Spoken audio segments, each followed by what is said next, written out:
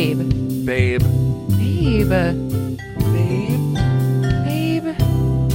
I'm Lara. And I'm Ryan. And this is... Babe.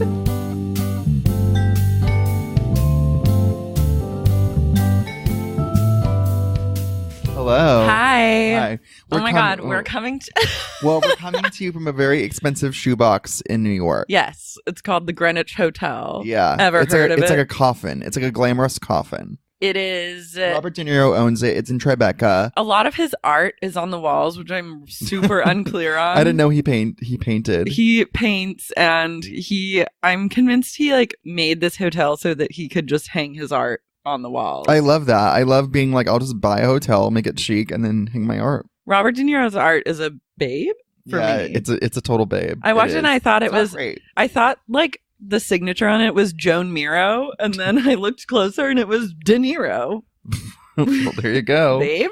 It's actually, the thing is that the hotel is actually very chic. I've been wanting to stay here for years, and dreams come true. Ryan is having a series of babe moments. I think New York brings out your New York is most hard for me, major babe. And you know that. For me to be happy and soothed in New York, it's actually very hard because the thing is I just don't love New York. I actually really don't. And I always come back here I always come here and I'm like, well, maybe this will be the time where I fall back in love with it.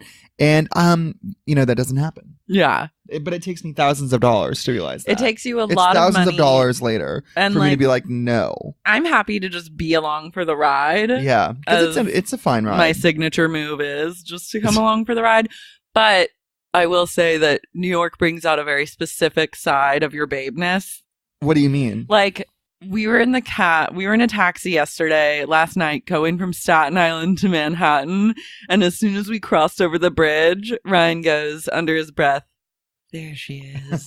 In regards to... I didn't say that. Yes, you you make that did. up. I'm not She making said that up. You said that last night and I just didn't believe it. I think she's No, making it you up. said it. I laughed at you in the car. I don't remember. Ryan is like having it's good to be back in Manhattan moment, like a series of moments like that. When I come back, I'm like, you know what? I like it here. I do. You know what? This time it'll be different. And the next day I wake up and I'm like, oh, what am I doing here? It's always like that. But I was here for business, and what? I was here to here for business. I was here to speak at a college in Staten Island, and it went well. I mean, we flew. I haven't slept in like 3 days. Yeah, and we flew in early. We took an early morning flight, and we flew in. I had to give this talk. I thought it was a Q&A, but it actually just ended up being just me. It was an A. It was just an A. Less of the Q's. Well, more I brought of an A, in some the Q's at for the help. end. Yeah, those Q's were like my emotional support animal. I needed them. But it went well. And by the way, if anyone listening to this podcast goes to college, they should book us. Yeah, book us to come and talk about our LA journeys, because I actually do a talk in LA a lot of the time at Columbia College's semester in LA, and I'll go in and tell like an hour-long story of kind of my journey and then do like a Q&A afterwards. So unlike some people in the room, I'm a seasoned professional at a college talk. So I've actually given a lot of college talks in my day. Have you? Yeah, when I was at Thought Catalog. Could have fooled me last night. Hey, the fans loved it last night. The readers loved it. The readers loved it. The readers loved it, and they showed up in droves. Well, like they said it was the most highly populated and attended. And there was like 12 people there. I would say. But that's a 12, success. I guess. Yeah, sure. I once went to a book signing in literally buttfuck Brooklyn, where 3 people showed up. 3. But it was anyone showing up is a good thing. Well, the fact that they showed up, and I remember you were telling me this bookstore, I never even heard of it before, and it was, where was it? Like Sunset Park? I to this day have no idea. I just know that I had to get on several trains and like ride. That's I feel like I rode. They like did because no one's going to come to that. No, it was in February. No, it was in April. It was in April, but it was really, really rainy and like shit weather. And it was like at 7 p.m. on like a weeknight. And they were like, here's where your book signing is and do a reading. And then 3 people showed up. But you know what? I did a reading and had a great time. My book signing 3 people that showed up had so much fun. Everyone came to my book signing. Really? There were a lot of people. Where was it? It was really heavily populated. Was your book a New York Times bestseller? No. No? No. It wasn't? It wasn't? It was a worst seller. Oh my God. That's crazy because mine was. I think my book sold like 1,000 copies. Mine was a New York Times best-selling book. I know. It's in its second printing, isn't it? Yes. Oh, God. Wow. Okay. It's crazy to be a New York really Times crazy. bestseller. Like weird. every day of my life from 2012 forever, I'm a New York Times bestselling author. It's just like crazy. I come to New York and it's just such a like a literary city, and I feel you're already with your I feel literary really friends. at home. You're at literary salons. We went to a bookstore. I walked around. I thought, wow, I'm a New York Times bestseller in this bookstore. I looked for my book. They didn't carry it probably because it's sold out. Yeah, that's what it was. It was because it was sold out. You're totally right. You're right, honey. When you're right, you're right. When I'm Who right, am I to argue? I'm right. Yeah, you Who am can't I to argue with a New York Times bestselling author. I know. You can't do it. I totally understand. So okay, let's see. You had What? a really interesting thing happen to you this week. Oh yeah. Well, I got fucked in the ass by this porn star, but I didn't really realize it. I didn't know. I honestly didn't know. So okay, you know how last week I told the readers that I wanted to open up the relationship a little bit, and I wanted to do it with this porn star. I had this porn star in mind. Yeah. And can you say who it is or no? No, I don't think so. Fine. So then I booked an appointment with him. I guess you won't be open with the readers. No. You're closed off and withholding. No. I just don't want to like ruin this guy's life. I'm kidding. So go on. Okay, so I went to his house and he gave me a massage, and then he started fingering my asshole, which was like par for the course. It happens all the time. Mm-hmm. And then he like kind of fake fucked me, which he's done before. What's that? Like just like humping me. Like Does he have a finger in while he humps? So it's yeah. So it basically seems like he's fucking me. But then at one point he really was just fucking me, and I didn't really. I was confused because when you spend a lot of time fingering someone's asshole, you get really loose, and it's like. Well, no, you just like don't know. No, yeah. You know what I mean? So you anyway, couldn't tell the difference between. Well, I kind of could like emotionally, but like spiritually, I kind of like blocked it out. So he was like kind of fucking me, I think, and then I was like, "Wait, are you fucking me?" And he was like, "Yes." And I'm like, "Oh, you need to like not do that." And he was like, "Oh, well, I'm on prep," and I mean, I'm sure he is. But I was just like, no, we need to stop this. And you know what? It's kind of my fault because I don't know what I was expecting. Like. For him to put on like, I don't know. I know it sounds invasive that this guy like basically entered me without permission. But I didn't mind it. I don't know. Was a woman in your situation, that would be a problem. But I think he just comes from a different world where it's like everyone is on prep. But by the way, also if you're going, I mean. What? I don't know. I wasn't bothered by it, TBH. And like, no, I don't. And I'm not saying that you should be one way or another. So, well, he like pulled out and he was like, "Oh yeah, no worries. Like, don't worry about it." He didn't give a shit. And he was like, "Oh well, if you are thinking about opening a relationship, you should go on prep." And then he like told me about prep and all this stuff and how he's been on it since like one of the early trials, so he has a lifetime free supply of it. He was a sweetie about it. So wait, did you finish then? Well, yeah, of course, but I didn't come by him fucking me. He stopped fucking me, and he did not go back in. Okay. What? Nothing. I just like, I was curious. I was just confused. I don't know. I don't know what I want. I'm so confused. I like left that experience being like, well, I don't know. I just felt kind of like whatever about it. I don't think you know. I don't know what I want. I don't know what I want. I know I want Jonathan. That's for sure. You're like Goldie Cox. Yeah, okay, that's like a fucking Sex and the City pun from like 4 or 5 years. Well, someone has to do some Sex and the City justice. Yeah, well, we'll talk about that later. Okay. Well, you are because you say you want to fuck and like go whore around, and then I do it, and then I'm like, and then you do it, and then immediately you're like, get your dick out of my ass. So yeah, and then I go back to Jonathan. I'm like, my darling. Do you like? I feel like you like the process of telling him that this happened to you more than you actually like it. Well, no, it wasn't fun talking about this because I didn't want him to think that I had some incurable STD or something. You know, he's such a honey. What? You're not going to get like an incurable STD from. I mean, he wasn't inside me for that long. Yeah. It was truly like a split. Like it was like 30 seconds. It was like an in and out. In and out. Yeah, it was quick. No, everything's fine. Yeah. I mean, that's fine. That's fine. Yeah. But I know it's just a weird conversation to have with your boyfriend, no matter how woke you are. Well, do you enter a sexual situation or did you have any sort of like prior conversation with the porn star where you're like, what No. are we going to do? No, I think Maybe you need usually, to enter and say like, I want you to like lay out what you want to do ahead of time. Well, no, I mean, obviously, like for us to truly fook, like I'd have to go on prep because I don't think he's going to wear a condom. Well, can't you ask him to wear a condom? Yeah. Can't you just be like, I'm not But on maybe I don't want to fuck him anymore. Maybe I'm you done. don't. Yeah, you might be done. Oh, God, it's so confusing. How many half fucks are you gonna have to endure before I you know. realize if you truly want to like, full fuck or not? Stop.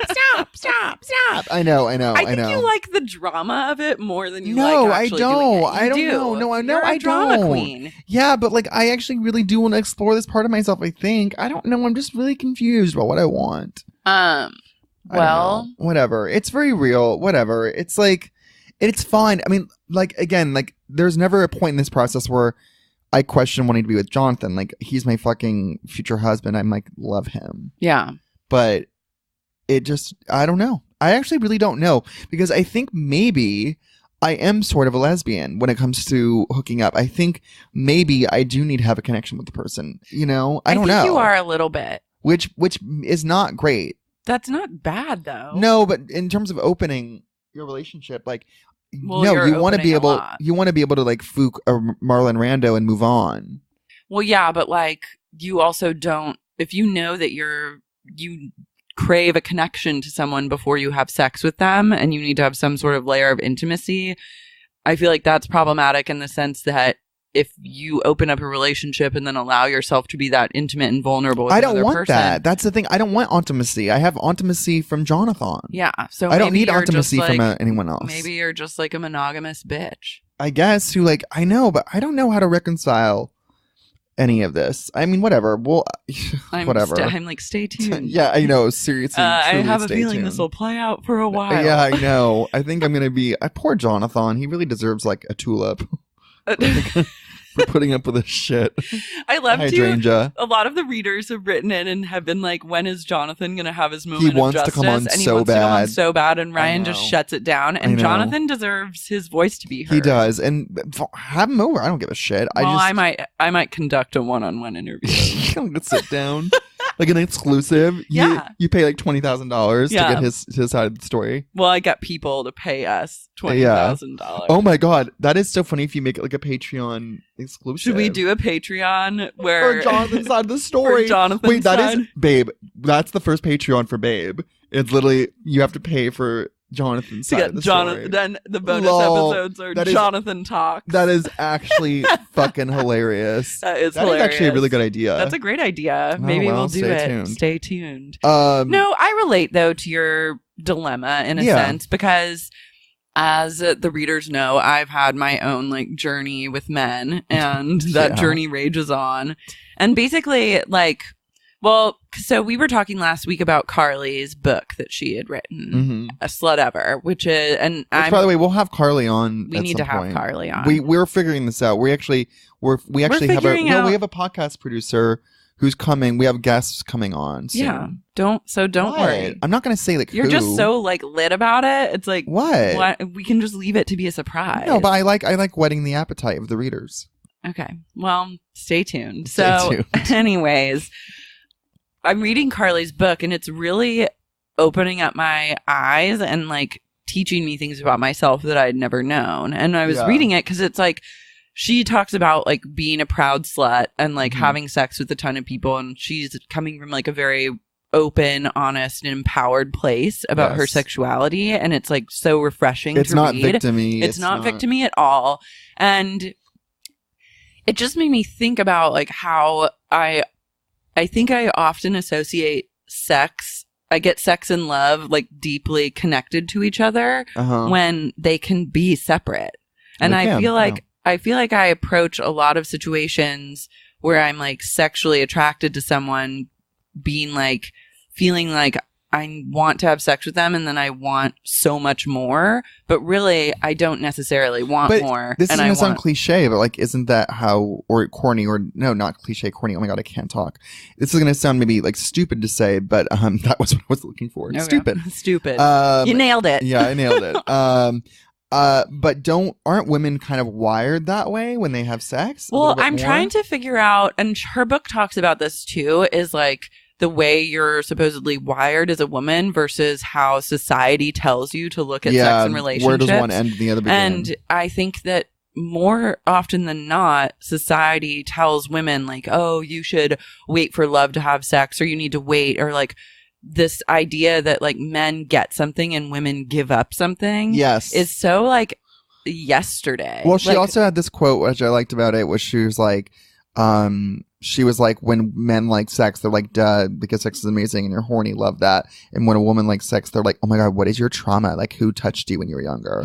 Yeah. Like, there's this implication that if you do have a healthy sexual appetite and you're a woman, that you're in some ways damaged or something like that. So I'm like, now I think I'm trying to reframe and become like sexually empowered in a way that it's like I can accept that maybe I want to like sleep with someone, but that doesn't necessarily mean I want more than that, and it doesn't mean I owe them more than that. It's just oh, I can sleep with this person and we can be friendly, but it doesn't mean like, oh, they have to be my boyfriend or we have to date or like anything else has to happen. Because I feel like a lot of the time I just like it can just be a fun experience. Yeah, and I think you've had that before. I've had that before, but I've also had the opposite of that. Right. And so it's just, I don't know, it opened up my mind. And so I highly recommend. Opened up your mind, now it's opening up your legs. Yeah. Honey. Love that. Love it. You should buy Carly's book. This is ending up to just be a promotion for Carly's book. Yeah, this is called This podcast is brought to you by Slutever. I know. Carly doesn't even know. I should text her and be like, babe, check out the pod. Yeah, she's the ultimate babe ! Exclamation point. Yeah, she's fucking great. What else? What else is going on? Oh, God, Jesus. This bed that we're on, I guess, is very uncomfortable. So here's the deal. The Greenwich Hotel costs as much as Rancho Valencia, which trolls me at night because it is truly the smallest room you'll ever see. And it's chic, but it's, again, like a chic coffin. And Lara immediately gets on the bed and she goes, no. She hates, like, you hate I'm a bed connoisseur. Like, I know what makes a comfortable bed, and I have like extremely high you're bed all about standards. your bed. Oh, honey, it's all about the bed. I know. I agree. It begins and ends with a bed. The bed. I know. And first and foremost, you need to have a really nice, or not. You don't have to have a really nice mattress because you can make things work with like mattress pads and stuff. But it needs to be. You need to have like a fluff factor, or so. It can't be too soft, but you definitely want like a sink-in effect to your bed. These sheets are fucked up. And this is a fucked up bed. It's fucked up. Here's what. It's also like a full. It's like a full bed that we're sharing.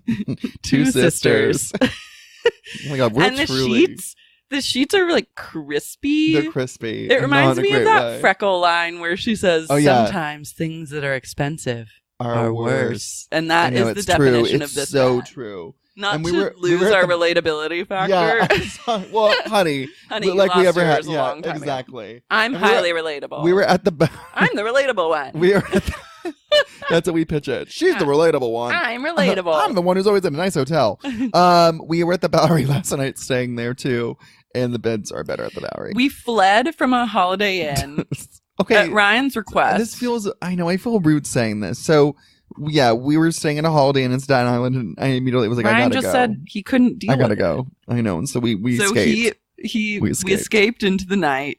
We fled to Manhattan. We got there at like 3 drove over the bridge. Ryan goes, there she I know, is. you already told them. I know, but I'm telling them again because it was truly a lol moment. I was like, hun? Oh God, that is so embarrassing because I truly don't remember it.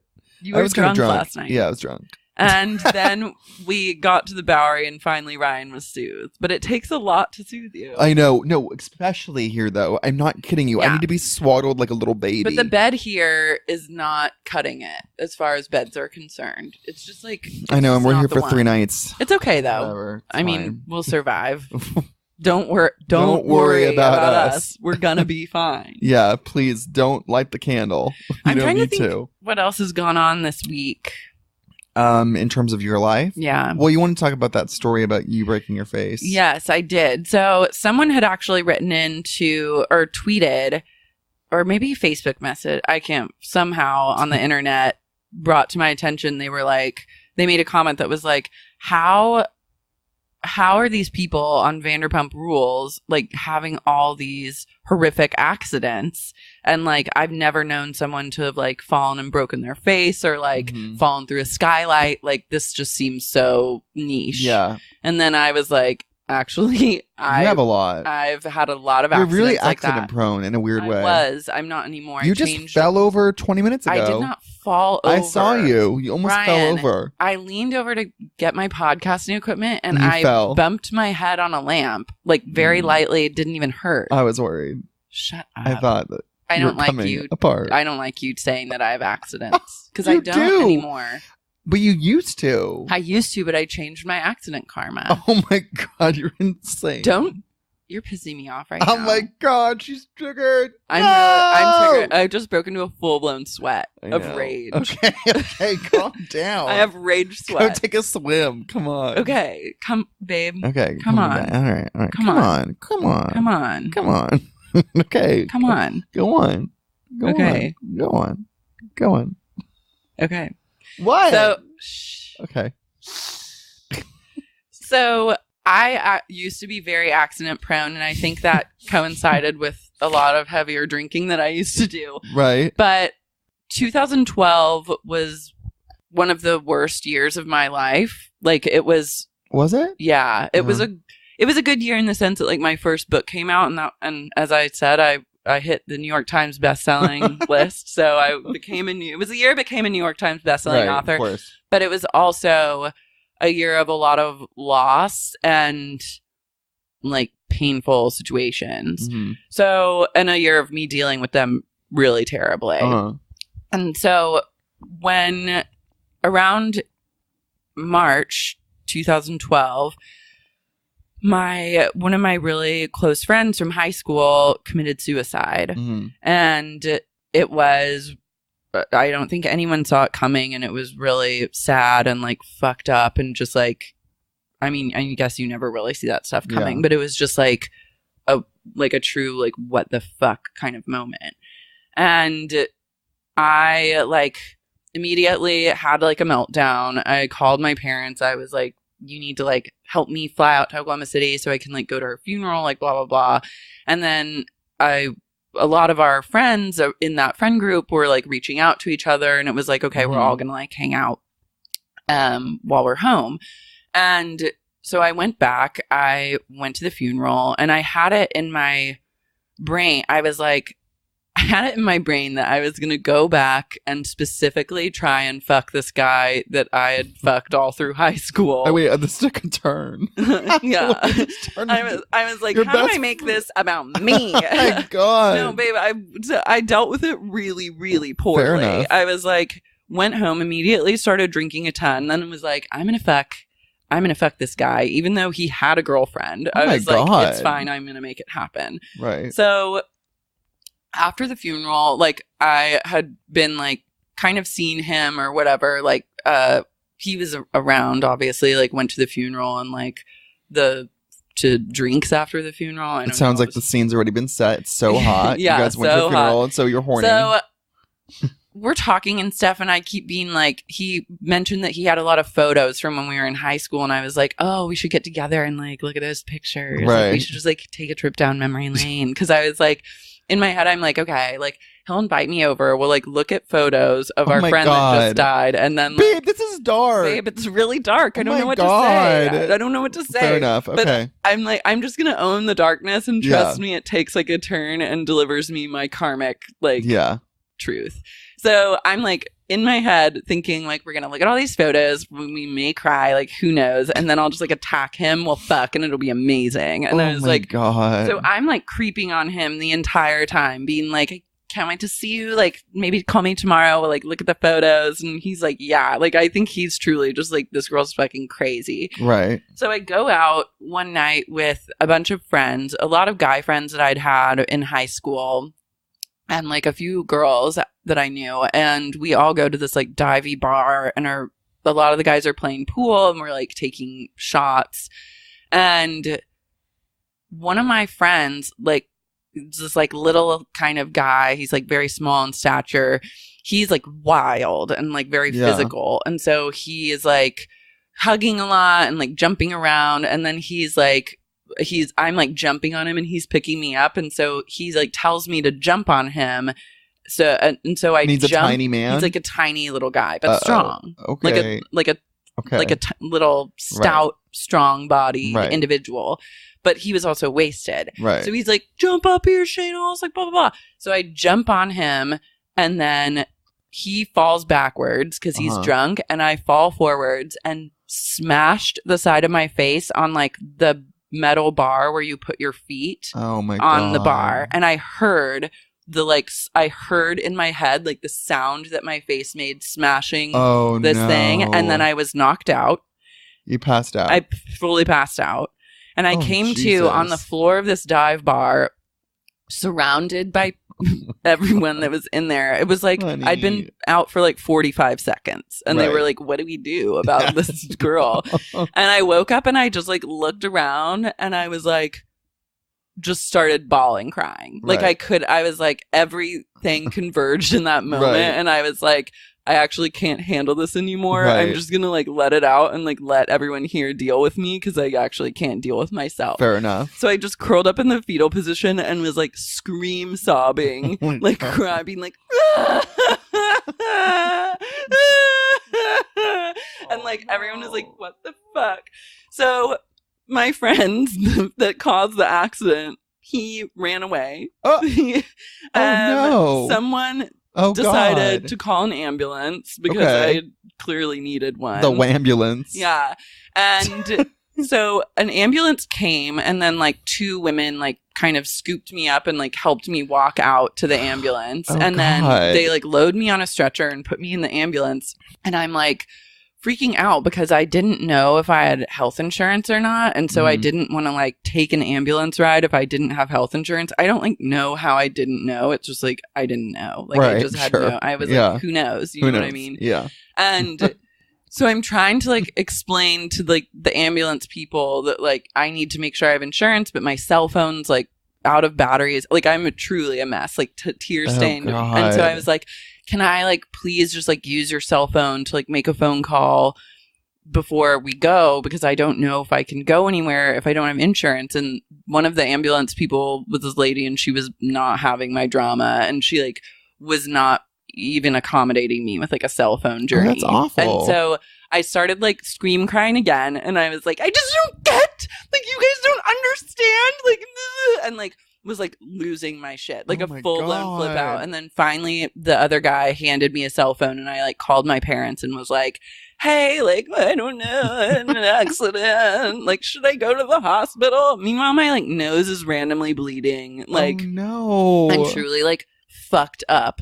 So they're like, yes, go to the hospital. So I go to the hospital and the ambulance just like takes me to the hospital, pulls up in front, and they're like, get out. They didn't Are roll you me kidding? in. No, they were like, did you get charged? I don't know. They were like, just get out. Maybe they didn't charge you. I don't know. So like, this is the discount ride. Yeah. So I like got out and just like walked myself into the emergency room. So and my weird. face, my head is like swollen. I'm covered, like fully teared, and like just went to like the phone, like a pay phone, and was like, Mom. And then my parents came and I'm like, how are they not like deeply concerned about me? I don't know. But everyone seemed to keep their chill about the situation, which was wild. Oh, wow. And I got x-rays and it revealed that I had fractured 2 bones in my face. My like, oh my God. My chin was like totally numb because I had like, one of the bones was fractured on like a nerve.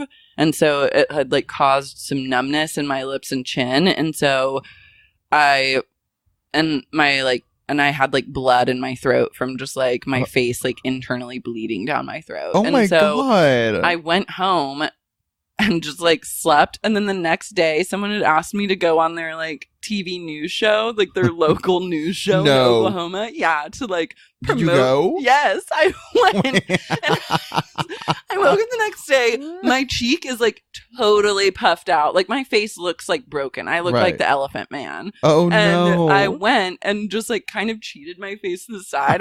And my friend. Do you have footage? With the friend who invited me on the show was the older sister of the guy who had dropped me on my face. Oh my God. And she was like, I heard what happened. Like, are you okay? And I was like, I'm fine. And like, I was literally just like elephant do you have woman. footage of this though? I have one picture because Oh, then I I had would to do love another this. interview, like meet another person that Oh, was like no. local and do an interview. And she took a picture of me, and I think it shows up if you Google me, but I was truly like totally broken faced.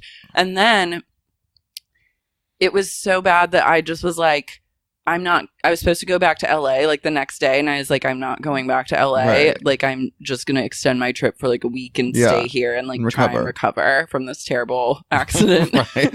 And and so I stayed, and then we went to visit like a plastic surgeon because we thought we were just nervous about the numbness. Right.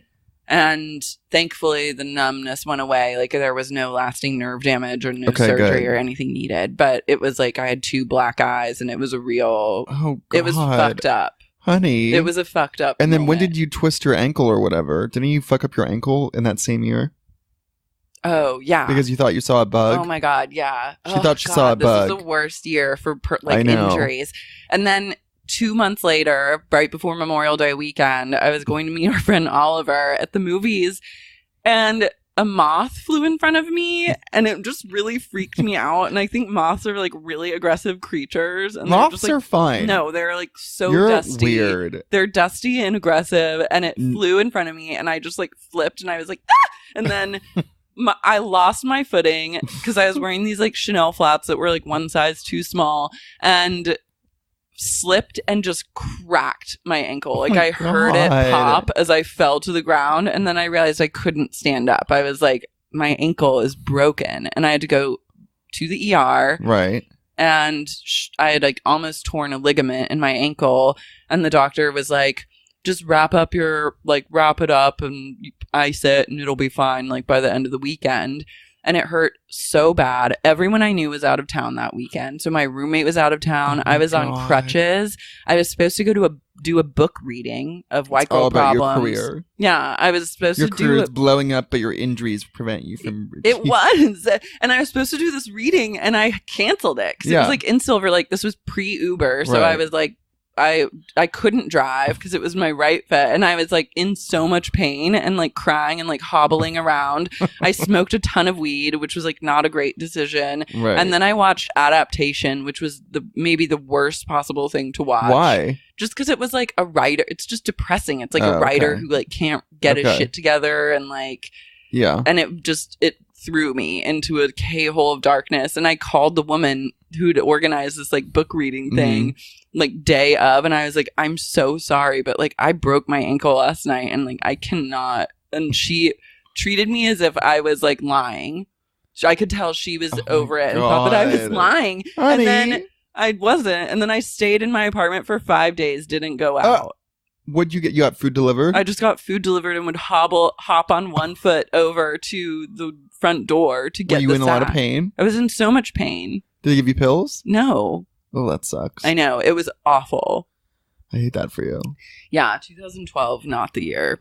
Everything was just sad and fucked up that year. Yeah, but you also like wrote a book. I know. So it was like a high-low mix, but a lot of lows. Well, now it's just... now it's just what it is. Well, at least I stopped injuring myself as much, and yeah.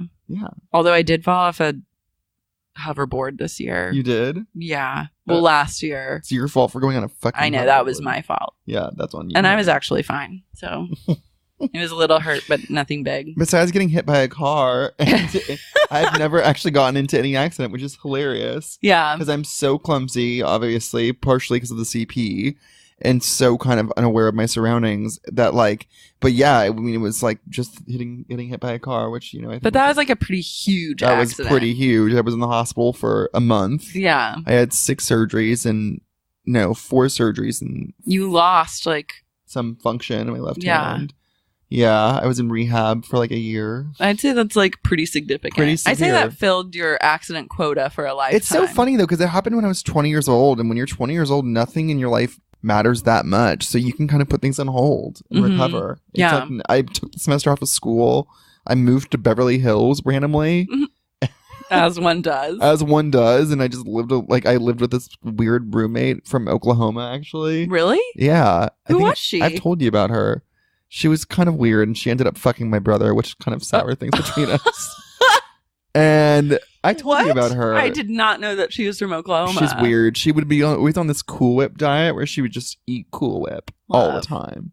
And I was like, I don't think you're losing weight. Did she get skinny? No, I'm like, I don't think you get skinny from just eating Cool Whip. It's disgusting. Yeah. It's gross. That's it's like chemically and weird. So anyway, that was like a lost year. Yeah. For me. I was just like, couldn't tell you what I did. I don't know what I did. I remember what year was that happened? It was 2007. 2007. Yeah. Interesting. I mean, it was a hard year for Britney. 2007 was a hard year for everyone, and it was a hard year for me. 2007 was a hard year, but then for me, it ended on a good note. Well, that's good. Because I met my college boyfriend on Halloween 2007. Oh, nice. I moved to New York in January 2008, so yeah, look how well that turned out. Here we are again. Haunted by my past and my demons. My diamonds. Yeah. I want to know from the readers, have you ever had a horrible accident? Yeah. What are your recovery stories? Yeah. I need to know some recovery stories. I've also I am taking a look at past drinking stuff because I feel like that has led me into a lot of TBD situations. And that was definitely one of them. When I was home for the holidays, I have a brother who was struggled with some substance abuse problems and has had a lot of scary accidents. And my mom and I were kind of talking about it while I was home for Christmas. And then she brought up my broken face and she was like, remember that? She was like, that was really scary. And I don't know why we weren't more freaked out about that. I was like, I know, it was really cause for concern. And they were just like, whatever. Everyone was like, whatever. I was like, whatever. I was like, fuck, I just need to stay home. I'm like, but whatever, who cares? And I look back and I'm like, oh my God, I could have died. Yeah. Well, honestly though, it's kind of amazing that you just kind of kept it chill. You don't always need to lose your shit. No, I mean, I did lose my shit. Yeah. But then I zipped it up again.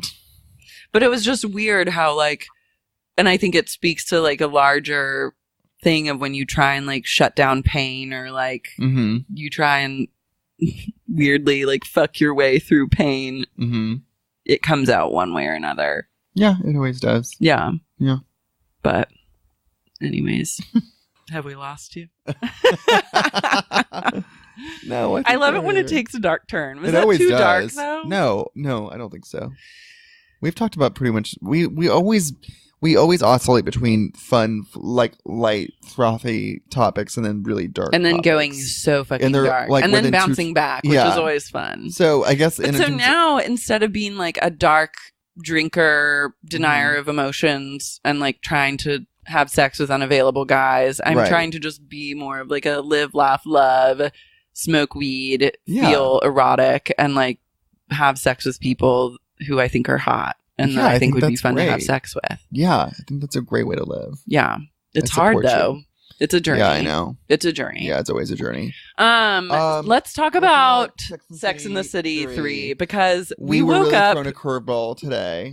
The world was thrown a curveball today when Kim Cattrall came for Sarah Jessica Parker. She really did. It scorched earth, you guys. She burned that bridge to the fucking ground. We thought she burned it, and then there actually was a little bit left to burn, and she burned it. So Kim Cattrall said a lot of shit about SJP on Instagram. Well, it came from SJP commenting on Kim's Instagram, condolences for your brother who passed away. Yeah, because which I guess Kim did not love. No, Kim hated it. And then she decided to do an Instagram post with just a text message and then a huge essay underneath. Yeah. Of they're not friends and she doesn't want her fake fucking condolences to further her nice girl image. Oh my God. And can you imagine? I mean, how mortifying. Okay. Well, I have a lot of thoughts. One is I think both of these women are at fault and I need them to make up and make nice and I need them to make Sex and the City 3. Yeah, because all you hear is Sex and the City 3 going away. That's all you hear. That's all I hear. And every time they shade each other or come for each other in the press or wherever, it reminds me that Sex and the City 3 isn't happening, and it hurts me. And I believe that it hurts the entire world. And it's like, we all have to relive the trauma. But there's no way that having Sex and the City 3 promised to us and then having it just painfully ripped away. How do you recover, though, from attacking a co-star after she gives you condolences over your dead brother? How do you recover from that? I think that they need to meet up at a neutral location. Yeah. And Jersey have City. a talk. Yeah. Or they need to like have a neutral therapist that doesn't take a side in the matter. Right. And arbitrate some sort of conversation where they can come to a bigger understanding. The studio would finance that. Like, at this point, their actions are hurting way more people than ever before. I agree. And they're actually being a really poor role models for women. And so they need to like get their fucking shit together. Back to feminism for Lara. Yeah. Feminism equals friendship. I don't know if you know that, but they need to bury the fucking hatchet. Yeah, but that's not going to happen. I think it's done. What if they got together and like worked out all their problems and then in 2019 started filming Sex and the City 3? I think it will take the rest of this year for them to work it out. Yeah, but babe, like I said, I think it's like totaled. They could, you know what would be great? What? Is if they feuded for like 10 more years and then when they're like, when they've all reached their like 70s, like 75 to 80, they'd finally do Sex and the City 3 as like geriatric seniors. No. I'm so here for that. No. Like an old. No. Like the Golden Girls. No. Actually, I'm into that. Honey, that would be epic. What if all of this is just like teasing and publicity for the movie that they're gonna drop in like 2034? Oh. Sex and the City 3. No. Yes. No. Yes. Can I talk about No. Can I talk about Nah, I don't think so. Can I talk about No, I'm gonna have to say no to that. I'm gonna have to shut that down. Can I talk about the cock? It's this bar in New York, and I kind of wanted to go there last night because I was like lit. You were lit, but I was too tired, so I couldn't. Well, maybe we'll go tonight. No, I'm too tired. But honey, Ryan is so tired. Like he can't just like get over it. I know, I can't get over it. I honestly have gotten such shitty sleep 3 nights in a row, and honey, I'm tired. I'm like, good luck getting sleep in this. Well, I know this bed. little fucking. I know this is a bed from like they have a bed that looks like it's from colonial times. I know it's like a bed made out of hay. I know. Anyways. Well, so it reminded me. I mean, I've had so many babe moments in New York. This is like the land of my. It brings out the babe. This is the land of my babeness because I was just such a psycho here. And continue to still be a psycho today. Like I don't know how to not be normal. I don't know how to be normal here. I really don't. But anyway, it reminded me of the Cock, which is this insane gay bar in the East Village where basically gay guys just like fuck on the dance floor, and it's like a brothel. And it reminded me of this one time where I like met this like guy like wearing basketball shorts who was really tall and hot, and I was like really into him, and and I barely hooked up with anyone, so it was like it was a queericle that this was even happening, and he was like, do you want to come home with me? And I was like, yeah. Oh my God. I was like so dying. And then all of a sudden he just was like, actually, never mind. And I was like, oh, what? And he's like, yeah, I'm just going to go home. I'm tired. And I was like, oh, okay. And he leaves and I'm wasted. And I decided to chase after him down to the subway station. And I was like, are you sure? And he was like, yes. And I was like, okay, no worries. Talk soon. I was psychotic. Ryan. I know. I told you this last night. I know, but I was zoning out. I know. It was so embarrassing. I was so sad. I just wanted to hook up with someone. I was so lonely.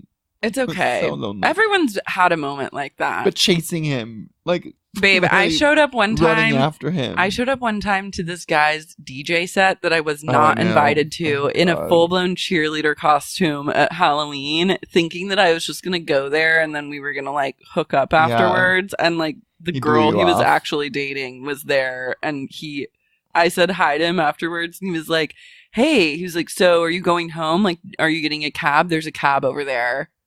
And I was like, I guess. And he was like, yeah, you can just get that one. And so he sent me away. That is so sad. It was traumatic. Oh my God. It was a trauma I still, like, I just actually remembered, and now I'm sweaty again. Oh my God, yeah. There were dark times. What else is a bait? And now I'm into, like, What? Like just reliving past relationship trauma. babes? Yeah, relationship babes. I don't know. I mean, I remember like I dated this guy once that I didn't like for like 3 months, and I was so mean to him. And this like one time I was like, come to like Deep Brooklyn to this party that I'm at, and he's like, okay. And he like showed up, and it took him so long to get there. He was so excited, and I saw him, and I was like, anyways, I'm leaving.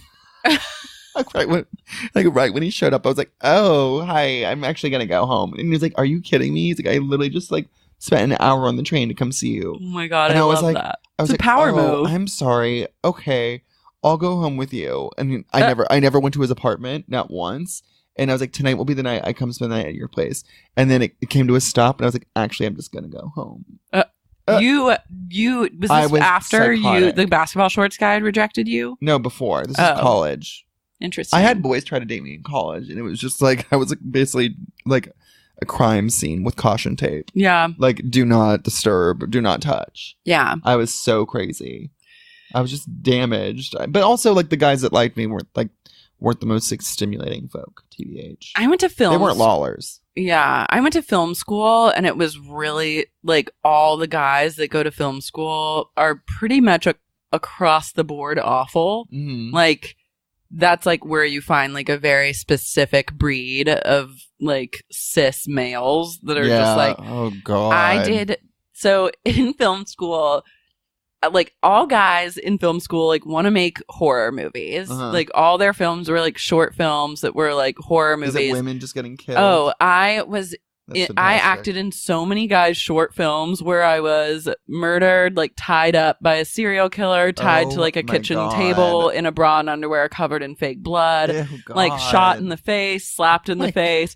Like, every single thing was like a let's murder women or like let's hurt women or torture women. And at the time I was just like lol anyways. Yeah. And I'm still kind of like lol about it because like I don't know if any of them are like working now or like what they're I don't know what they are and what they're doing.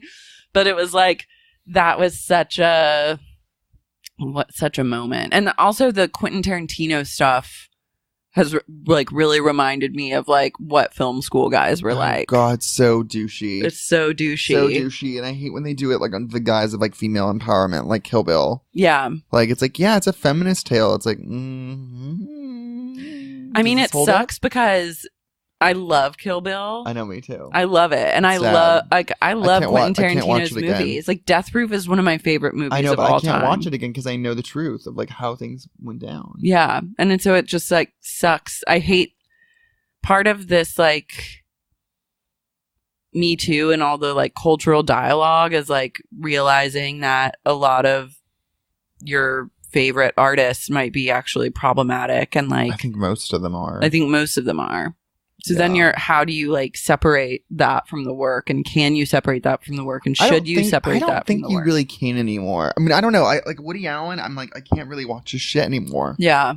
Especially the ones that involve him like lusting after a 17-year-old girl. Mm-hmm.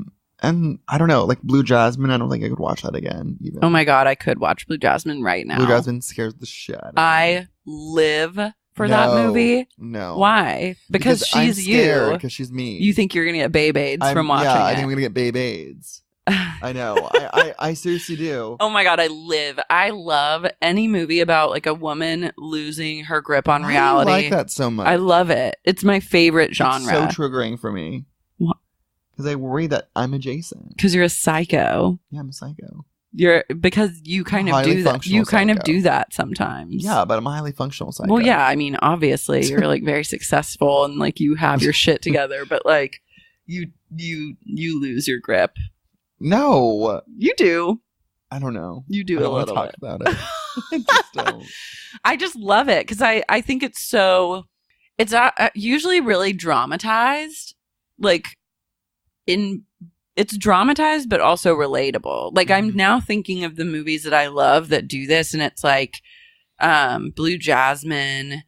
Catherine Deneuve is in this one movie that Roman Polanski directed,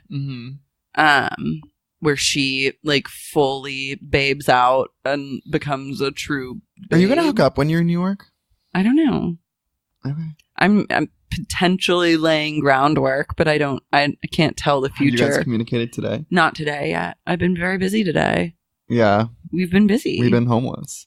Ryan is nothing. Ryan's been drama about this trip from the fucking get-go. From where he called me frantically and he was like, before we even left, and he was like, honey, what are you packing? Are you packing clothes? And I was like, yeah. I packed a fur. And I was like, I don't think you can wear that anymore. Oh, yeah. And then he saw me come out to the Uber the morning of our flight, and I was wearing a fur coat that my mom had given me like years ago, and that was given to her like in the 80s. Mm-hmm. And this is the only place that I would wear it. Like, I'm not going to wear it in LA. And like, but it's a very warm coat and it's chic. And I get in the Uber and Ryan goes, you're wearing fur? That's really scary. Like, I don't think you can do that anymore. And I was like, fuck off. You can definitely wear fur. I don't think you can. Honey, okay, I'm over like any You can do sort it here. You can do it at the Greenwich. I can do it anywhere I want. This is a coat that was gifted to me. Fur is feminism. This coat was gifted to me by my mom. It's recycled. All right. It's vintage. All right. I think that if you buy a vintage fur, it's totally fine. Am I going to go out to like Dennis Basso and like drop $14,000 on like a chinchilla coat? It's a designer. Okay. No, but will I go buy a vintage fur and wear it and love it? Yes. That's not doing anyone any harm. I think you should hook up with this guy. You should do it tomorrow night because I have dinner plans. I mean, I don't know. I mean, we'll see. Yeah. I'm not making any promises to myself or to you. I think it would be fun. But when you put the pressure on me, it immediately makes me not want to do it. Abort. Back it up. Dude. And you always do that. Dude. You always do that. Dude. Okay. Why do you do that? Let's unpack it. Because I don't know, because you have had sex with this person before and you have fun. I feel like you always have fun. I feel like, though, you try and vicariously live out your own horse-spirational fantasies through me. I think that's a very basic read. Well, then what's the real read? The real read is that... Let's unpack it. The real read is that I know that having sex with this guy, you've been happy. You don't know anything. Yeah, I've been with you when you've had sex with him. And you have a good time. You walk away feeling good. So why would I not want my best friend to get fucked the way that she wants and walk away feeling good? I know, it's not more complicated than that. Okay. It really isn't. To me, it feels that way. It goes back to like that pressure thing that I talked about on a previous episode where it's like people are like, oh, maybe there's a guy you can meet here. Are you going to hook up? No, I know you're not doing that. And I think it's more my problem than anyone else's problem. Like for me, it's like, it feels like people are like taking pity on me or like trying to push me into something they think I need to do or like saying what they know is best for me. Yeah, but that's like, again, like this thing with this guy in particular, like I'm picking my face. Stop. She's making me stop. I'm making him stop. Face. I hate it. So you can't do it if we share on the bed that we're sharing. Yeah, on our marital bed, this twin bed that we're fucking sharing.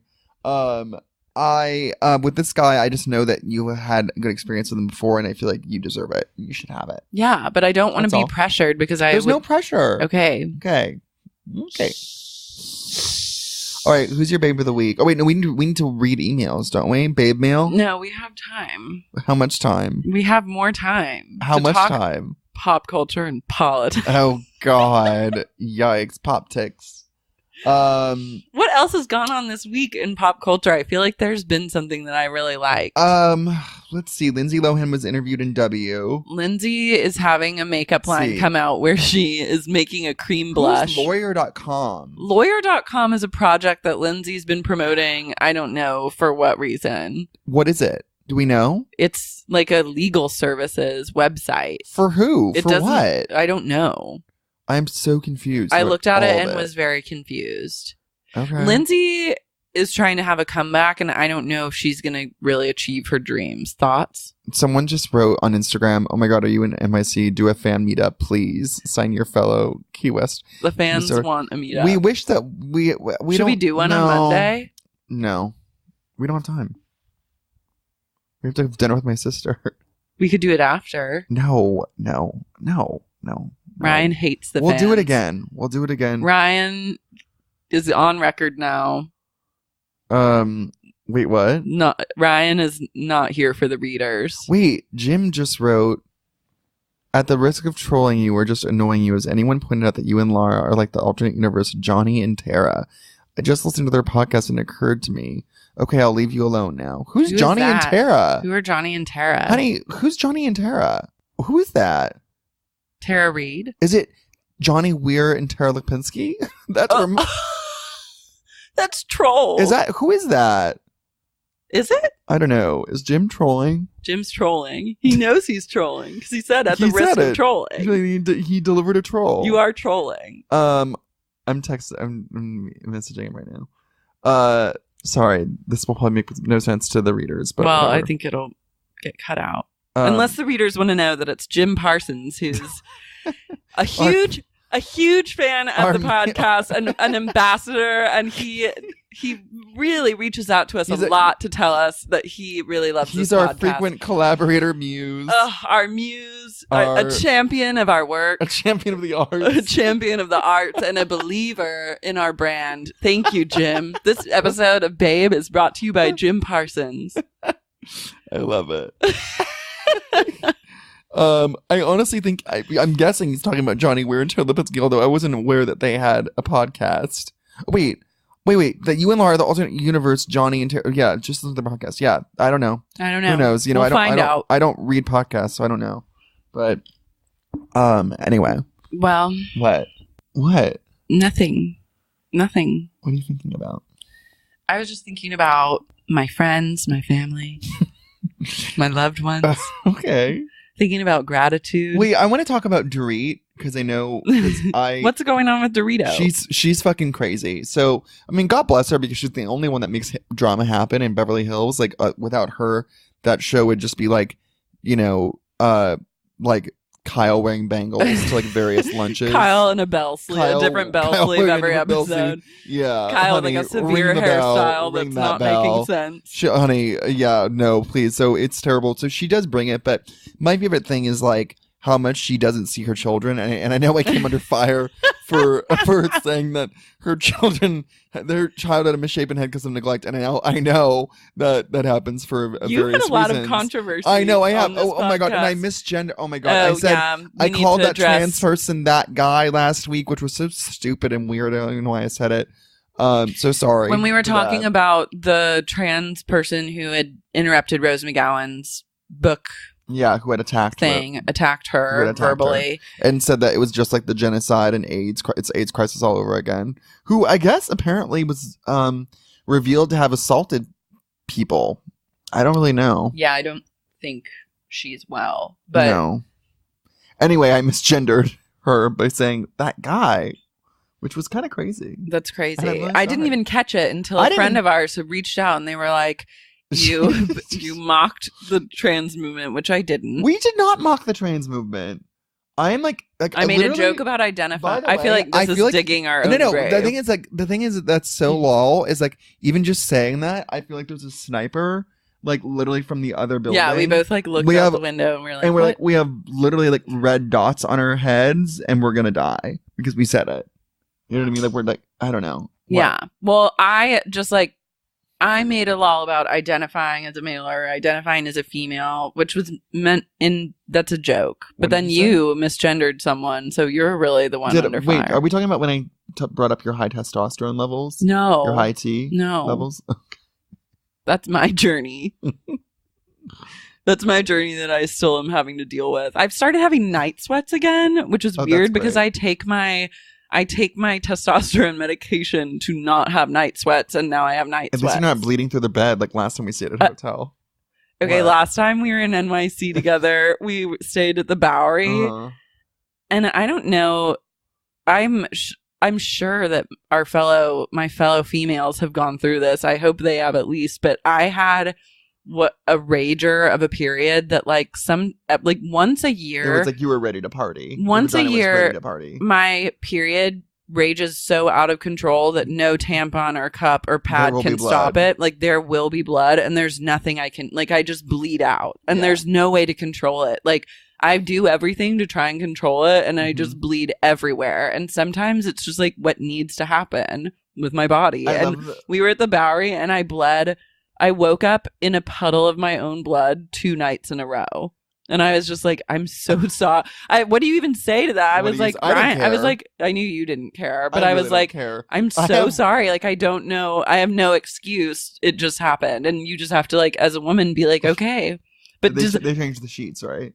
Of course they're not gonna. Yes, they changed the sheets. Honestly, if you're gonna bleed through the sheets, I think the hotel is the best place to do it because you have tourniquet service. No, it's way better to bleed through a hotel sheets than your own. I love that we covered your heavy period and me getting unknowingly fucked in the ass this week. We're just like disgusting, vulgar trash. This is body talk with Ryan and Lara. I feel so weird that I didn't know his penis was inside me. I feel like I must. Now you feel weird about it? I don't know. The whole situation was so NBD to me. I should have maybe, I don't know. Maybe I regret him not fucking me more. I feel like if you're going to enter that situation, you might want to have a conversation with the person you're hooking up with to like talk ground rules beforehand so that you don't enter a situation where all of a sudden a dick is in your ass. I love bottoming. I do. Like one of my most favorite hookups of all time was like, what? Nothing. I just love how you drive past it. You're just so over it. You just drive. You're like not even phased anymore. You're just like, anyways.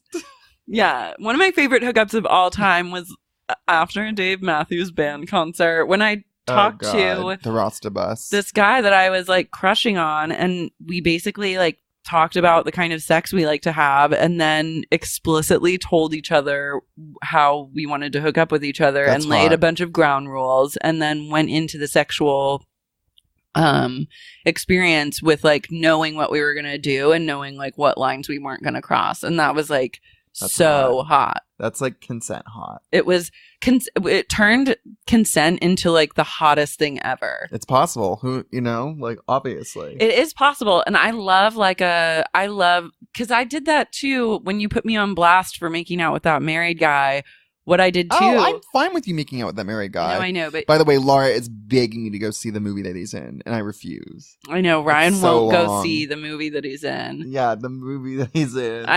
It's out now. Shh. What? I'm not saying what it is, but it's really long. Anyways. And I won't see it. If you won't see it, but I'll just have to watch it at home. But when I was at dinner with this guy, I had told him, I was like, here's what I'm comfortable doing. Yeah. Like we can make out on the street. We can make out in the restaurant. And then we did it. And it was like very gratifying. So I'm realizing when it comes to like consent, I like to be very explicit and I like to have like that conversation before because it builds up like a lot of like excitement. And then I think so too. You both are in agreement about what's going to happen. It's good foreplay. It's good foreplay. So I'm saying that maybe you should do what a New York Times bestselling author does and have a conversation. I just wasn't expecting it, but I kind of was too. You really did not know the difference between his finger and his penis? I don't know because he fingers me for a long time. I'm just saying, and then when you do that, you get loose. But like, I would know the difference between a dick and a finger in either. You know what he said to me that I kind of was triggered by? What? This is so sick. Oh my God. But he was like, oh my God. Oh my God. I'm so embarrassed right now. He was like, your asshole is like pretty. No, hold on. Shut up. Stop it. Okay. Your asshole is pretty. Your asshole's pretty loose. Like, your boyfriend must have a huge dick. And it's true. But I don't want my asshole to be loose. That's sick. Oh. Ew, that's gross. I want to have a tight asshole. Ryan. What? I'm serious. Is that wrong? No, that's not wrong. I want to have like I don't want to I don't want a hot dog down a hallway. Honey. What? I don't know what to tell you. I don't know what to do when you get a loose asshole. I did not know my asshole was loose. In fact, I don't think it is loose because I do not have a loose asshole. I do not. It hurt my feelings. He said it as a good thing though. Which is weird. Because it's probably lucky for you. What do you mean? Well, because Jonathan does have a huge dick. I know, but like, so what?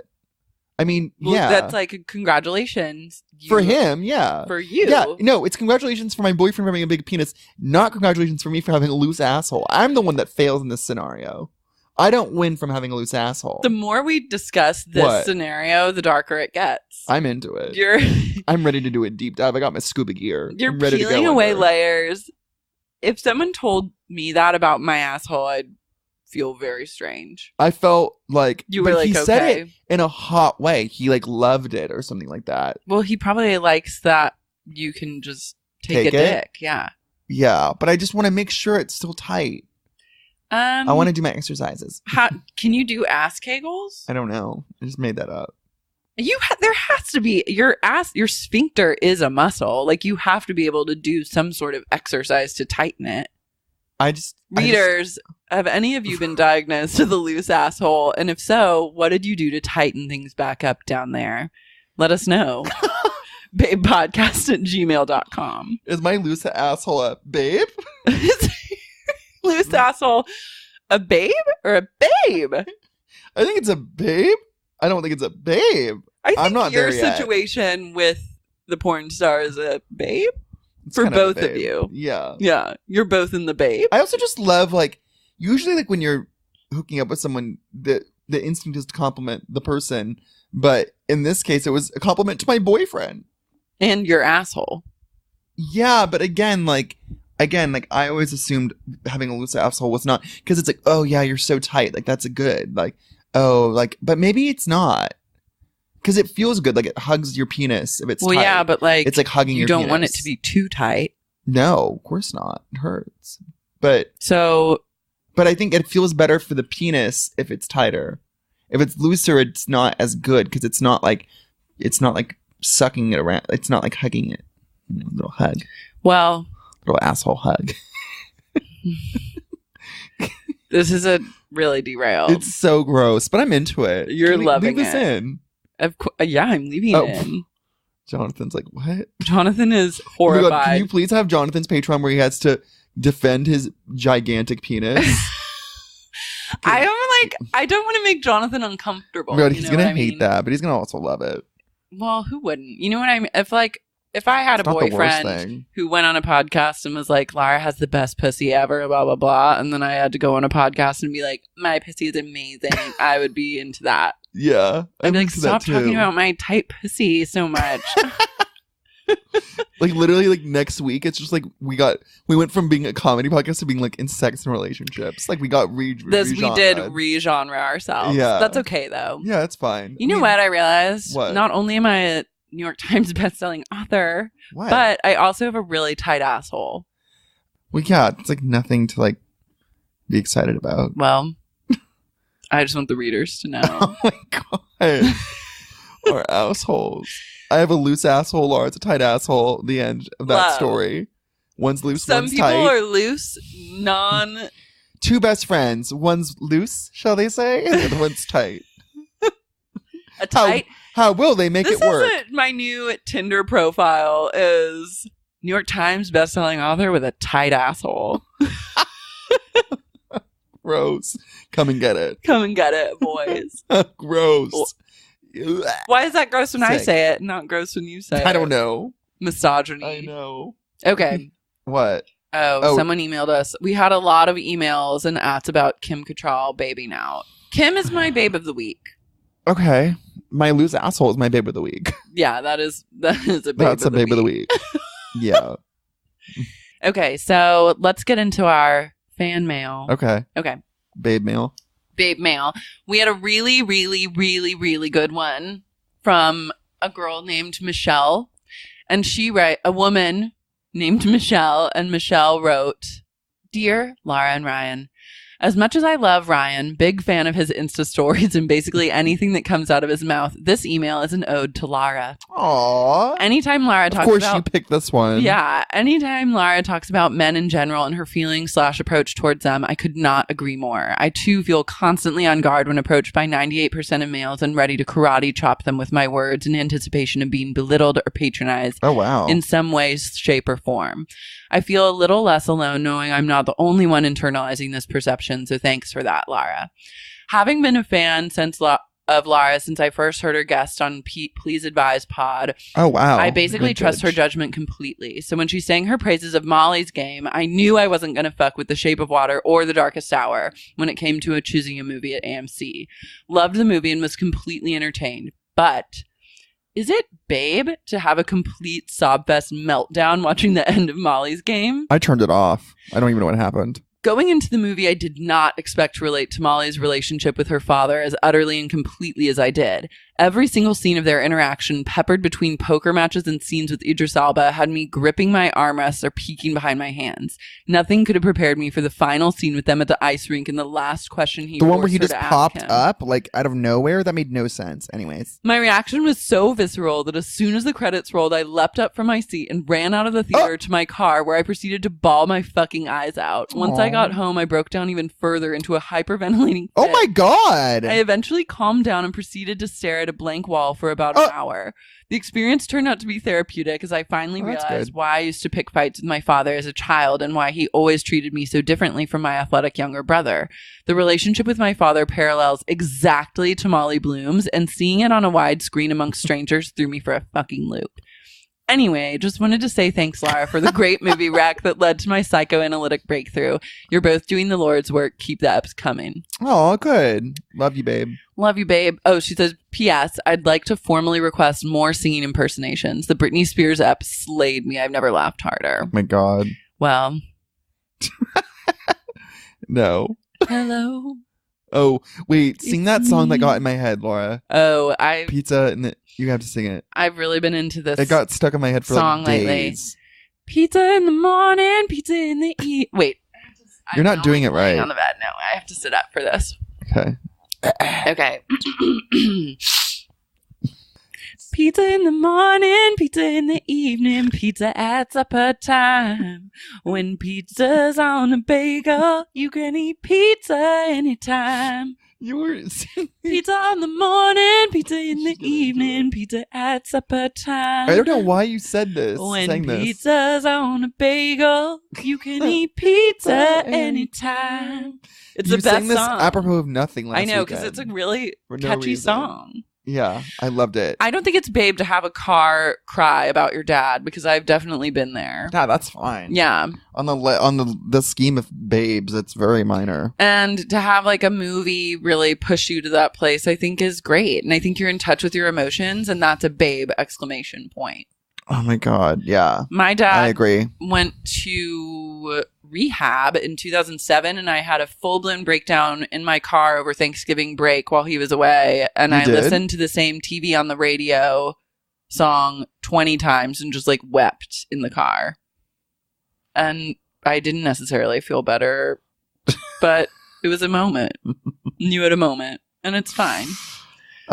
Someone commented on that Instagram video of you and said you looked beautiful. Thank you. Thank you so much. Yeah. I would also love to request more odes to me via email. Oh my God, because stop. I love. You said this last night. For what? I said I love getting readers' emails, and you said I love it too, but we don't get enough. All right. Ryan wants the attention too. Okay. Javen writes, Dearest Lara and Ryan, I know this is late, but my babe of 2017 goes out to Fergie on stage at the Trevor Project Gala celebrating Tom Ford. If you haven't seen it, allow me to mansplain.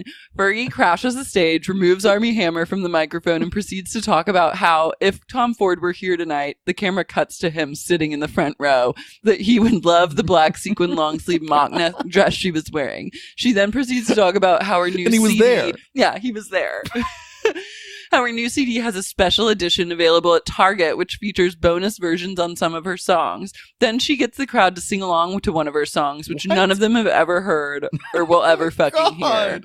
All I can say is, babe, it is so typical of a straight person to take over an LGBT charity event and start ranting about Target. Remember when she pissed her pants on stage? Yeah. Oh, we need to put that on the Instagram. That was a babe. That was a total babe. Yeah.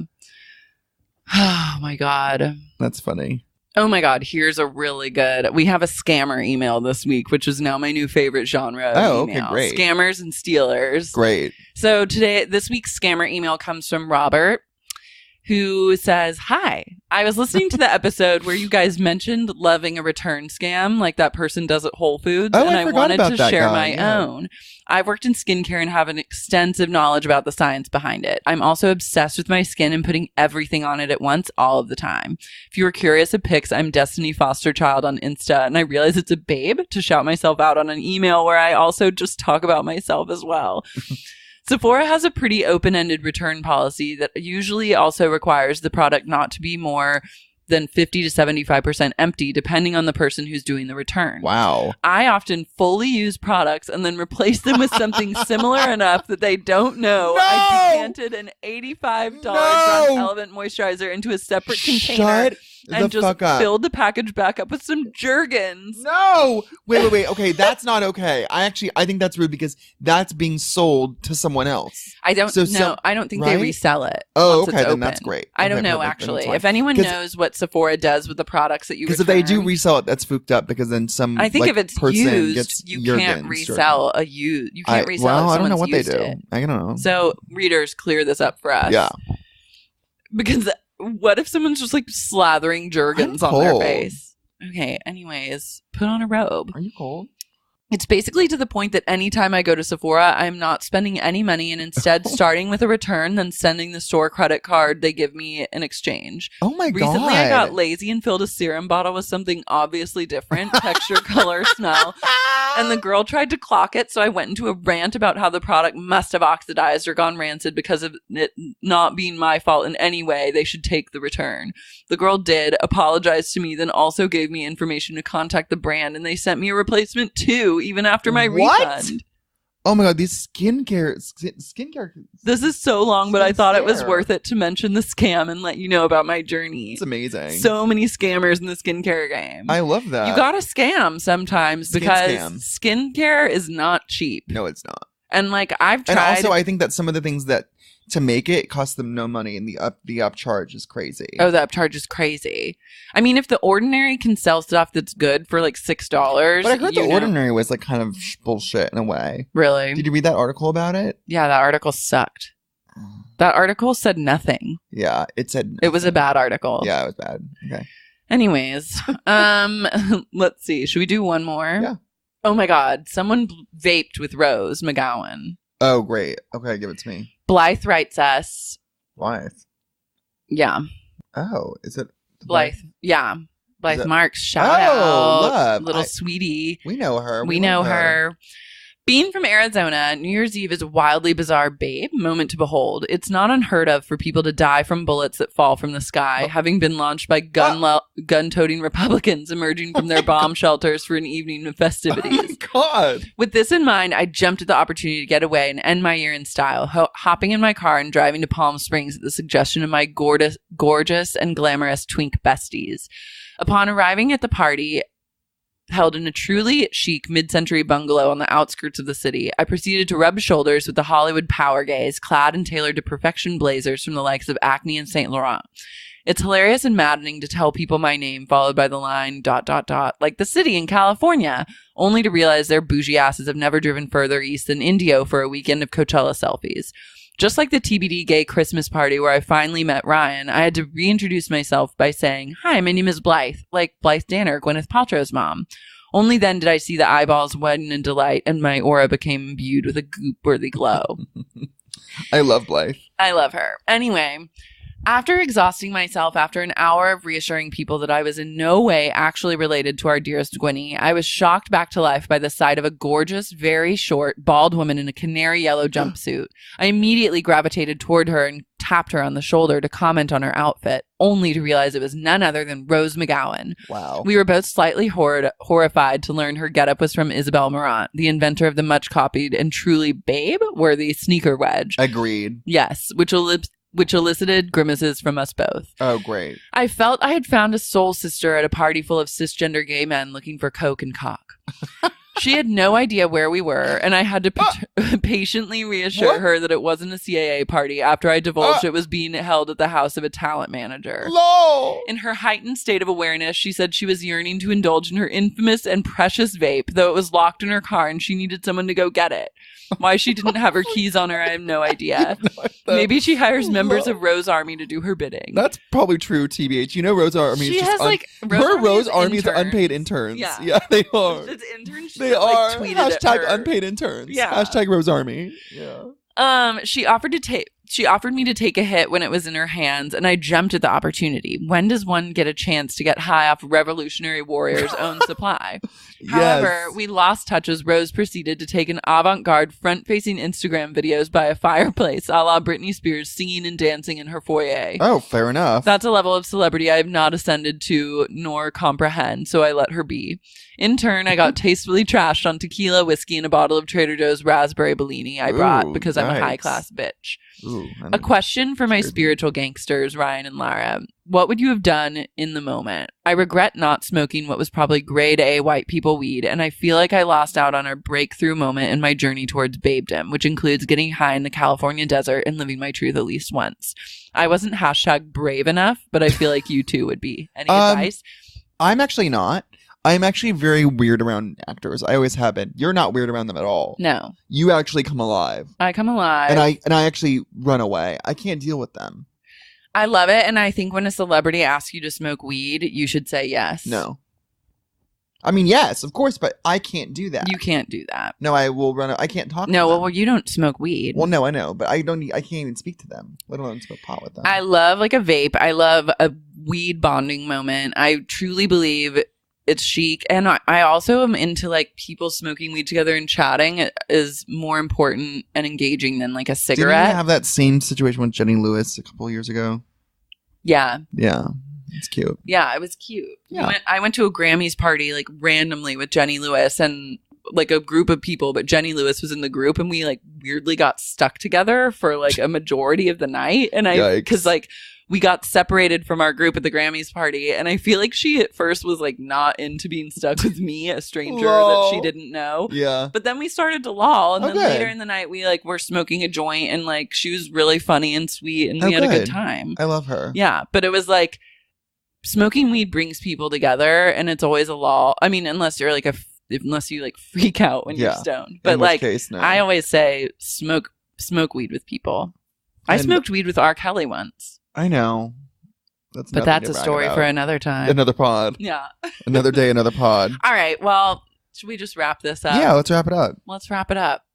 What is like a life lesson that we Are you calling this loose lips, loose assholes? Oh, gross. What?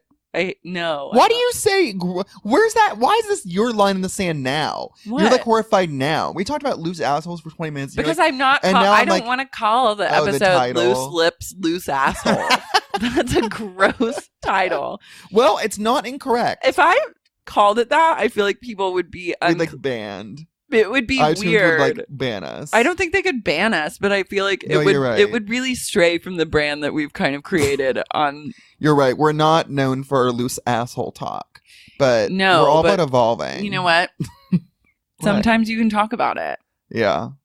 Some people have looser assholes than others. It's something that I'm learning, and that is the wisdom that we can impart on you. It's just being on this $20 bed that really brings out the truth in me. Yeah. You know what I mean? This colonial era bed. I'm like, should we go down to the barn and churn some butter for the family? The barn is a spa. Yeah, the barn is like a 250 feet bamboo spa. It's amazing. It's amazing. There's a pool. What makes up for the bed is the fact that there's a pool indoors that feels like a womb. Which is literally so unheard of for New York. And if you need me tomorrow, I'll be sitting by that pool all day, and you won't be able to get in because it's guests only. Yeah. JK, I wish you could come. Maybe some other time. Yeah, maybe some other time. All right, love and light. Good luck to your asshole, Ryan.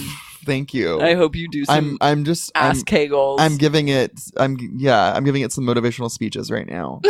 I'm like, you can be better. Clench and release. Clench and release. You can be Clench better. and release. Come on, don't be such a hoe. Come on. Come on. Come on. Please. Come on. Please. All right. My darling. darling. My darling. My darling. Okay. What? Do you not like it? No, I love it. My darling.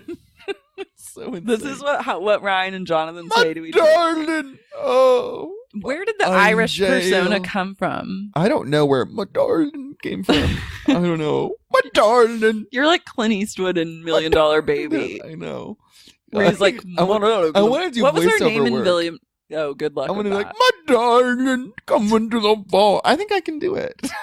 Whatever. Okay. Okay. Anyway, I'm done. All right, we gotta go. All right, you guys. Enough is enough. See you on the babe side. Love you. Bye.